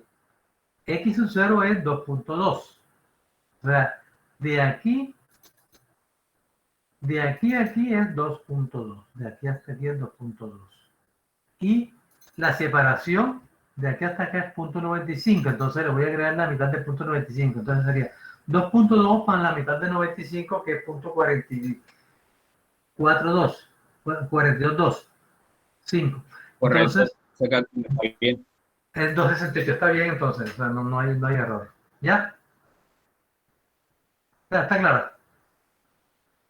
Sí, sí. Ya, de pronto es cuando hacen la observación, colocaron Sí, el señor. valor sin agregarle, pero sí, está bien. Ok, perfecto. Claro, o sea, el de está malo es aquí. O sea, aquí donde se... Correcto, sí, señor. 2.68. Muy bien. Entonces, hecha la aclaración, vemos entonces pues que cambia, ¿no? Hay un incremento de 159 a 132. Esas variaciones, mire, jóvenes, estas variaciones que se tienen cuando usted cambia los ejes de referencia, tienen una aplicabilidad tremenda, porque uno a veces, entendiendo el concepto de qué es lo que afecta a la inercia, entonces uno se puede tomar el lujo de darle la forma al perfil. O sea, cómo te conviene a ti más para que la ascensión tenga mayor momento de inercia. Estaremos haciendo algunos ejercicios más adelante en donde hemos, a veces con unos perfiles dados, hemos resuelto problemas complejos, bueno, complejos en el sentido de que no nos daban la resistencia adecuada, pero que modificando la forma como están los ejes, podemos aumentar el momento de inercia, todo basado simple y llanamente en esta ecuación. En que cuando uno aumenta el valor de D, entre los ejes centroidales estoy incrementando de manera notable, y miren que es notable porque la distancia está al cuadrado, ¿sí? Esto es lo que hace que los perfiles I tengan una gran eficiencia. ¿Por qué? Porque usted está separando, usted está alejando del centro de gravedad, está alejando la masa. Aprovechamos entonces para anotar esto. La razón de por qué los perfiles se fabrican así delgaditos, en forma de I, en forma de C, en forma de ángulo, es que la idea es tratar de alejar el centroide de esa figura, la masa de los, alejar las partes de las áreas de esa figura del centroide, ¿sí? Por ejemplo, si esta parte está bastante alejada respecto a este centroide, igualmente ocurre igual. Entre más alejada, debido a esta ecuación, se incrementan los momentos de inercia. Entonces, veremos más adelante cómo se aplican en la práctica. Bueno, entonces, con eso, pues, espero que hayan mirado detenidamente cómo se calcula, ya calculamos el momento de inercia, y cómo se calcula el radio de giro. Ahí en el ejemplo que les puse, está completo la otra parte, ¿cierto? Donde es el cálculo para un tubo, etcétera. Cualquier duda que tengan respecto a ese punto podemos analizarla en la siguiente clase. O sea, repito, en lo que tiene que ver con la otra parte del taller. Entonces, vamos a aprovechar esta media hora que nos queda para darle continuidad a la clase sobre el diseño de miembros. Atención, ¿de acuerdo? Permítanme, regálenme 3 minuticos de pausa activa, relájense y ya volvemos en 3 minutos. A las 11:27 en mi reloj, a las 11:30 continuamos.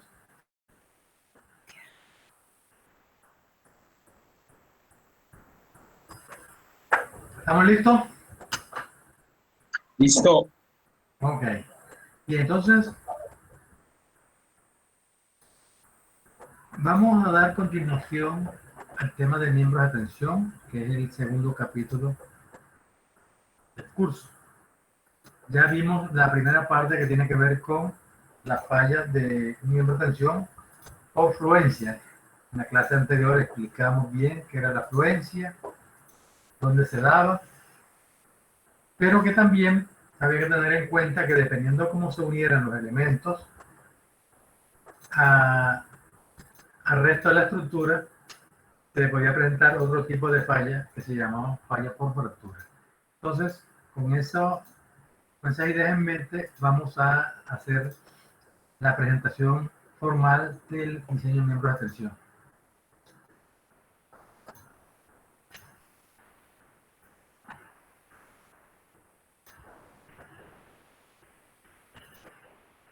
Bien, les voy a ir mostrando algunos detalles.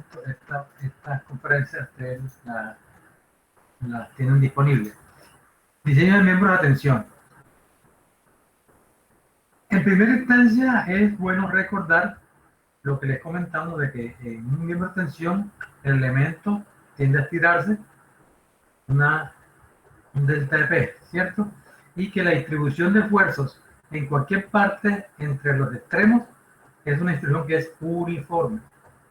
Y esa uniformidad me permite calcular ese esfuerzo como P sobre A. Y ese valor de ese esfuerzo es el que no debe pasar de FY para que la falla se dé por fluencia, que es el primer tipo de falla. Bien. Dentro de los diferentes miembros que uno puede tener disponibles para el diseño, ya dijimos que un miembro puede estar sometido a tensión, a compresión o a flexión o a cortante. De todos los miembros, eso, el más eficiente, el elemento más eficiente para resistir fuerza es el elemento que se llama tensión. O sea, los miembros de tensión son los elementos más eficaces, más eficientes. ¿Por qué? Porque de acuerdo, fíjense por qué le hacía énfasis en esta figurita. Como la dispersión de esfuerzo es uniforme debido a que la carga está aplicada en el centro de gravedad a todo lo largo, y en esa parte el esfuerzo es constante. O sea, si usted hace un diagrama de cuerpo libre en este punto A', o lo hace acá o acá, el diagrama es el mismo, ¿sí? Entonces ese esfuerzo es constante, y como es constante vale P sobre A, y ese valor de P sobre A, el máximo el máximo permitido sería FY. Entonces, eso es una ventaja respecto a los demás miembros. Si ustedes recuerdan una viga, recuerden que en una viga, como se muestra acá, la carga, por ser perpendicular al eje principal, la distribución de fuerza es una distribución que es triangular, que varía de un máximo en los extremos hasta un valor cero en el eje neutro, en la zona de compresión o en la zona de tensión, y entonces este esfuerzo no es uniforme. Entonces, como no es uniforme, el miembro no se puede utilizar eficientemente. Además que el momento varía a lo largo de la longitud de dicho miembro. Acuérdense cuando ustedes hacían sus diagramas de momento, ¿cierto? Un diagrama de momento, por ejemplo, para una carga uniformemente repartida, el momento máximo de esa viga simplemente apoyada vale QL al cuadrado sobre 8, pero en el centro. Pero de ahí hacia los extremos, ese momento va variando hasta llegar a 0. Entonces también en un miembro a flexión, usted calcula para el mayor momento, pero se da únicamente en el centro. O sea, usted diseña la viga para que resista ese momento, pero en el centro. En cambio, en los demás puntos el momento es menor, pero debido a que tuvo que escoger un solo perfil, ese miembro no es eficiente. Entonces, si ese miembro, en lugar de estar trabajando a flexión, estuviera trabajando a tensión, podría escoger un miembro mucho más económico. En el caso de los miembros que están a compresión axial, como el que mostramos aquí, en este caso la fuerza de compresión tienden a producir lo que se llama el fenómeno de pandeo, ¿sí? Entonces, cuando el elemento pandea, ocurre que él falla para una carga muy por debajo de la fluencia. Es decir, haciendo el mismo diagrama de cuerpo libre en la mitad, aquí tenemos esfuerzos de tensión, acá son esfuerzos de compresión. El esfuerzo se calcula igual, el esfuerzo igual a P sobre A. Pero ese esfuerzo P sobre A nunca alcanza el valor de FY, porque usualmente estos elementos, antes de alcanzar la fluencia, se han pandeado, ¿sí? Entonces un miembro de compresión es muy ineficiente en comparación con un miembro a tensión. Entonces, en resumen de esos tres miembros, lo que nos queda claro es que siempre que uno puede hacer una disposición de elementos para que la mayoría de ellos trabajen a tensión, pues eso es lo que ustedes deberían lograr en su modulación, en su sistema estructural utilizado. Lógicamente que no todos los miembros van a estar trabajando a tensión, pero es la idea. El caso de los puentes colgantes, como se muestra acá, este puente colgante, ¿de qué depende? Está colgando de un cable. El cable es un elemento que es flexible. Por ser flexible no soporta sino fuerzas de tensión. Entonces, ¿qué es lo que se hace en un puente colgante? Si usted, por ejemplo, tiene un puente de 50 metros de luz, usted entenderá que no puede pensar en usar una sola viga, porque te saldría una viga como de 4 metros de espesor, en condiciones normales, si es de concreto. Mientras que si usted utiliza un cable, entonces este cable lo coloca en estos dos columnas pilares y de allí cuelga estos elementos. Entonces, todos estos elementos son unos elementos que están trabajando a tensión y esos elementos de tensión están soportando la viga. Ya la viga no va a fallar con esta luz, sino que está dividida en una cantidad de pedacitos que corresponden a la separación entre un tensor y otro. Entonces, en un puente colgante se utiliza de una forma muy eficiente la capacidad de un cable y la capacidad de los tensores. De esa manera, esa viga que podría ser de 3 metros de espesor, ahora usted la puede reducir perfectamente a 50 centímetros de espesor. Y le sale el diseño más eficiente. Igualmente ocurre con esta cubierta colgante que se asemeja a una sombrilla. O, por ejemplo, este ejemplo es bien interesante. Cuando yo tengo esta tierra que la debo contener, yo podría hacer un muro de contención de aquí hasta abajo. Un muro de contención, imagínense un muro de contención que tenga 7 metros de altura. El problema de ese muro de contención es la fuerza que están, la presión del suelo sobre ella va a tratar de volcar y de deslizarse, ¿sí? Entonces usted necesitaría aquí unas zapatas de por lo menos, si el muro tiene 7 metros de altura, lo más seguro es que todo debe tener entre 3,5 y 4 metros la base. O sea, un muro que es antieconómico y el espesor de ese muro es grandísimo. Entonces, si usted ese muro, en lugar de diseñarlo así como tal, como muro de contención libre, lo diseña como un muro pantalla en el cual usted introduce estos cables van a trabajar la tensión. Entonces, estos cables van a hacer que esta viga que estaba trabajando, la columna, el muro de contención se comporta como una viga en voladizo. Esta viga en voladizo ya no va a tener los 7 metros en voladizo, sino que va a tener la distancia que haya entre un cable y otro, ¿sí? Y los momentos se reducen de manera enorme. Entonces, en el caso de un muro de contención, es mucho más eficiente trabajar con un muro pantalla en el cual se colocan unos elementos anclados al terreno, ¿sí? Eso se ve mucho en las carreteras que están en laderas. Cuando usted va para Medellín, cuando va para Bogotá, para Bucaramanga, siempre utilizan mucho esa solución porque si no los muros de contención saldrían demasiado costosos. En resumen, ¿Aló?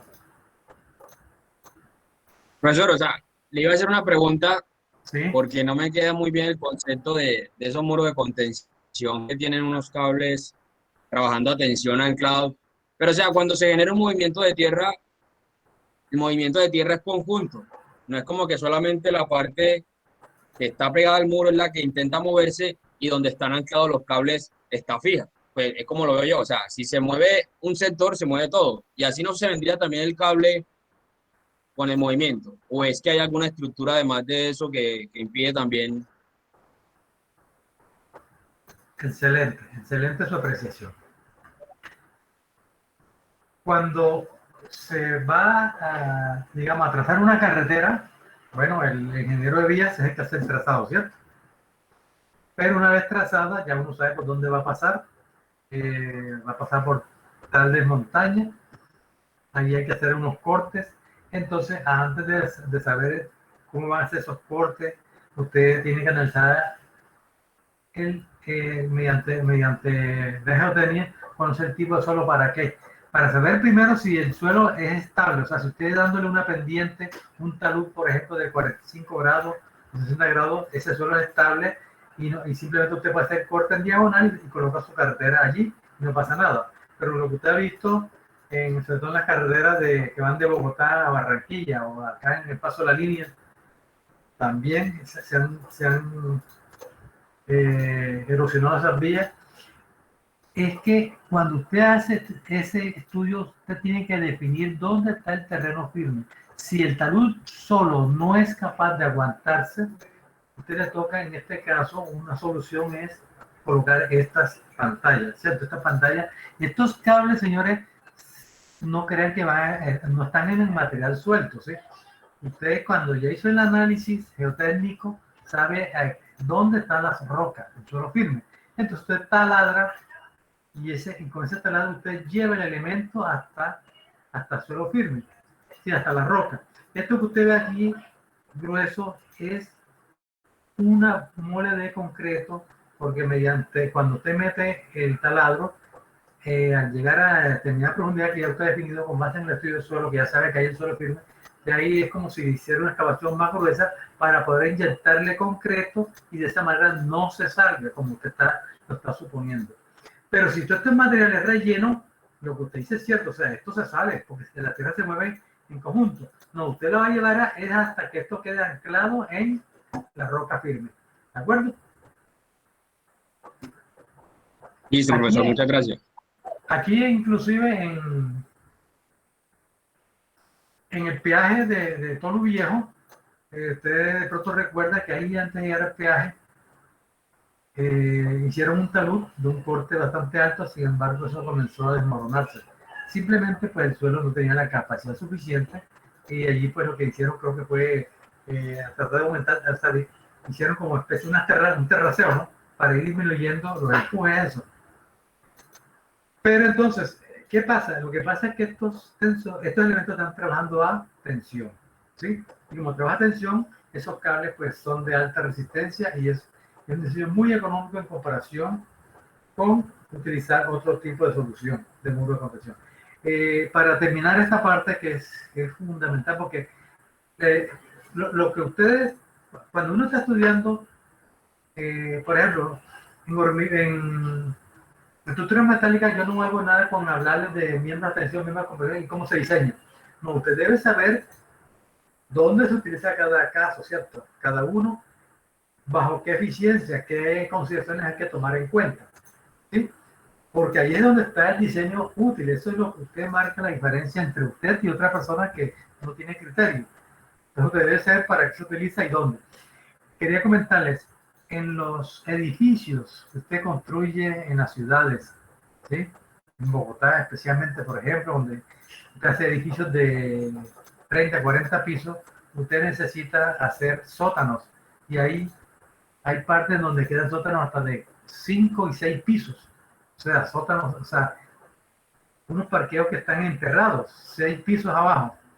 Entonces, 6 pisos abajo, ¿cuánto hay que excavar? Imagínense, cada altura da más o menos 3 metros, 3, 6, tienes que excavar 18 metros, ¿sí? ¿Cómo va usted para excavar eso? Eso no se puede así. Entonces, allí la solución es esta que le estoy planteando aquí. Las pantallas, muros pantalla, es la solución más eficiente. Esos muros pantallas se construyen de la siguiente manera. Ustedes pongamos que tiene que excavar, por ejemplo, 18 metros. Entonces usted hace primero una excavación de 3 metros, ¿sí? Coloca, va hacia un muro y ese muro lo ancla a través de estos cables. Luego hace otra excavación, excava otros 3 metros, lo ancla y así va bajando hasta llegar a la profundidad. Cuando ya usted tuvo la profundidad que da la profundidad total de los sótanos que necesita, se comienza a fundir los cimientos y después va armando piso por piso. Cuando arma los pisos, ya el piso se apoya en el muro de contención, o sea que ya estos tensores dejan de trabajar, ya no son necesarios, ¿sí? Pero fueron necesarios mientras usted tuvo que hacer esa excavación.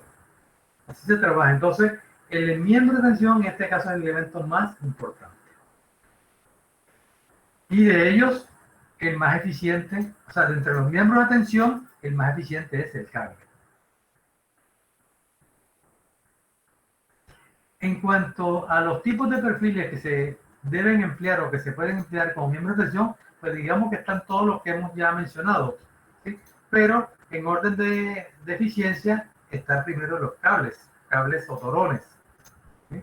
Están las barras con extremos roscados o con extremos que usted pues le perfora el extremo para unirlo a través de algún tornillo. Están las varillas que mencioné, y o también simplemente perfiles estructurales como las que se han mencionado, perfiles de guía, ángulo, canal, etc. O miembros compuestos. Ya todo va a depender de cada proyecto en particular, ¿oyeron? Depende del proyecto en particular. Se tiene que analizar. Hay clientes que les gusta una cosa, a otros no les gusta, los arquitectos les plantean una cosa, y lógicamente que usted sí los pueda asesorar en las soluciones que planteen, y si usted ve que no es la mejor, pues hágale la recomendación.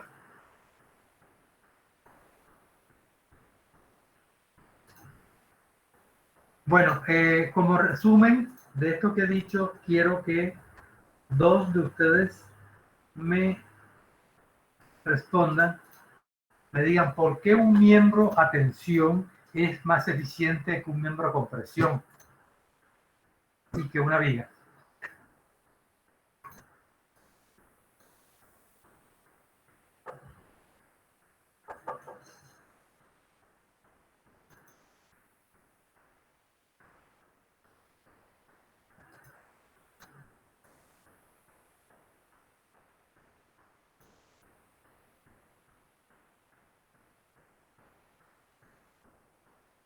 A ver.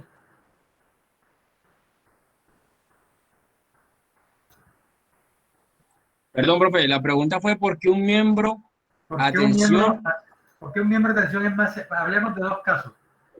Hablemos apenas de por qué un miembro de tensión es más eficiente que un miembro de compresión.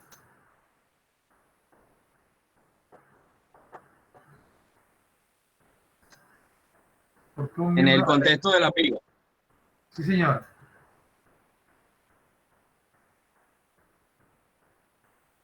Bueno, profe, cuando usted estaba hablando, cuando empezó, ¿Sí? Cuando usted empezó a hablar sobre los elementos, atención, que estaba mencionando de que las vigas, o sea, cuando las vigas se le somete un esfuerzo de compresión, tienden a aplastarse. Pero yo creo que eso es más que todo por el diseño como nosotros lo habituamos. O sea, normalmente nosotros habituamos a realizar la viga de tal manera que resista los momentos positivos con la tensión en la parte de abajo. Y en la parte de arriba va a resistir la compresión con un refuerzo de acero mínimo, que es lo que exige la norma. Si nosotros aplicáramos la fuerza inversa para Un que momentico, no trabajara un tensión, momentico, un momentico. No, ya en este caso estamos hablando de estructuras de acero. ¿Oyó? qué Ya pena, aquí no sí, estamos perdón. hablando de miembros de compresión, de miembros de concreto reforzado. Sí, sigue.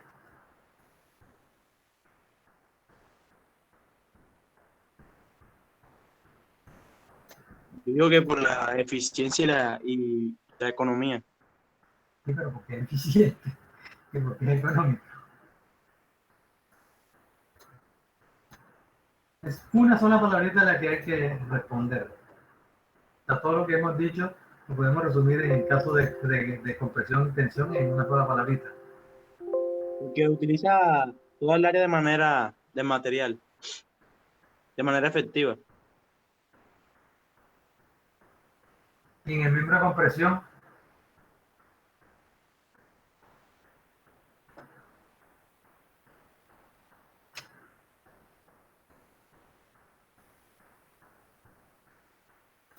la palabrita es La pandeo. fuerza.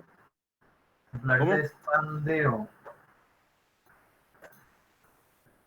Los miembros de compresión tienden a operar por pandeo, ya lo dijimos, ¿sí? Y por eso no alcanzan a desarrollar su capacidad a la fluencia, porque antes de que fluyan, se han pandeado. Entonces, un miembro de compresión nunca va a ser más eficiente que un miembro a tensión. Bueno, aquí para finalizar, porque ya se nos acabó el tiempo, simplemente resumimos que entonces hablamos de dos tipos de fallas que se pueden presentar en los miembros de tensión. La falla por fluencia, que fue la que ya estuvimos analizando, y que en el caso del diseño, nosotros habíamos analizado simplemente sigma igual a P sobre A, pero acá en el diseño, como utilizamos cargas mayoradas y esfuerzos últimos, ya usted sabe que se aplican unos factores de reducción, que son los famosos phi, que para el caso de miembro de tensión vale 0.9, ¿sí? Entonces, la ecuación de falla por fluencia es que la carga actuante no puede ser menor que la carga resistente dada por Fy, que es la fluencia por el área total, y por el phi de factor de reducción. Pero que en el caso de los miembros de compresión, la ecuación es la misma, perdón, en la falla por fractura, la ecuación es la misma, pero ¿qué es lo que ocurre? Ya se lo expliqué también en clase anterior. Si este miembro que tengo aquí dibujado en esta fotografía, este miembro está sometido a tensión, yo tengo que unirlo en el extremo de alguna manera a la columna. Entonces, ¿qué pasa? Que este miembro, para unirlo, he utilizado unas placas de unión y una cantidad de tornillos, ¿sí? Entonces, para yo poder atornillar esta placa a este miembro, ¿qué tengo que hacer? Tengo que hacerle unos huecos, como se pueden observar aquí. Tengo que hacerle unos huecos al perfil, ¿cierto? Y cada uno de esos huecos le está reduciendo el área. Por esta razón, entonces, el área que se produce aquí es mucho menor, ¿verdad? Entonces, esa área es lo que se llama área neta, obtenida de la diferencia entre el área total o el área bruta que tiene la sección menos el área que originan los tornillos. Entonces, para la próxima clase quiero que se lea muy bien esa parte para que complementen este concepto del diseño de miembro. Atención en cuanto a falla por fractura. Tiene una cantidad de cositas, más que todo detalles, ¿sí? Entonces aquí tienen ustedes una serie de especificaciones que tienen que ver con área neta, área efectiva, cómo se calcula, una cantidad de detalles bien importantes. Aquí, por ejemplo, en esta gráfica se muestra la importancia de la utilidad en esos miembros, porque la utilidad pues permite simplificar las ecuaciones, todo eso está explicado. Lo que tienes que leer bien, tienes que leer bien la letra menuda, ¿sí? No es la ecuación únicamente, entender lo que hay detrás de esas ecuaciones. Perdón, profesor. ¿Esta información usted ya la mandó o la va a mandar? Esa se la voy a mandar enseguida. Ok. Bien, entonces, por favor, revísense todo lo que vimos sobre respecto al cálculo de área y sobre todo de momentos de inercia y radio de giro, y aquella ecuación que dejó, en la cual estamos demostrando el teorema de Steiner, para que traten de entender cómo llegamos a esa solución y ya la parte de aplicación. ¿Sí? Y léanse este tema de falla por fluencia y falla por fractura. ¿Vieron? Entonces, nos vemos en Profe, la próxima pregunta. clase el martes. Allí enseguida se ve el tema de la relación del Beltré, que fue el tema que quedó pendiente cuando hablamos de radio. O sea, aquí vamos a ver para qué se utiliza ese radio de giro. ¿Qué iba a decir?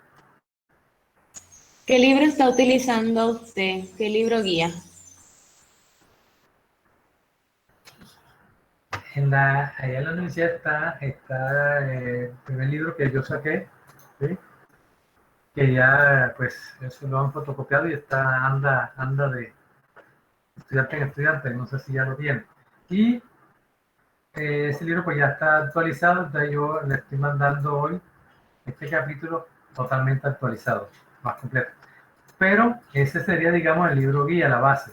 Pero libro para estudiar, les dije que el libro de Mark Corba, que se consigue, y el libro, recomendé en particular dos libros, el libro de Mark Corba y el libro de Gabriel Valencia, ¿sí? Que es un profesor de la Universidad Nacional que le dije, y la persona pues, es una autoridad aquí en el diseño de estructuras metálicas. Y es un libro que es bastante asequible, tanto en costos como en la parte de conceptos. Y lógicamente que en la norma, como yo quiero comentarle, en la norma, el tema de estructura metálica está en el título F, oye, entonces es de obligatorio de manejo de lectura el reglamento colombiano sismoresistente. Título F. El título F habla de estructuras metálicas. Okay. Bueno, entonces, dejamos hasta aquí. Y nos vemos en la próximo martes. Que tengan buen día. Muchas gracias.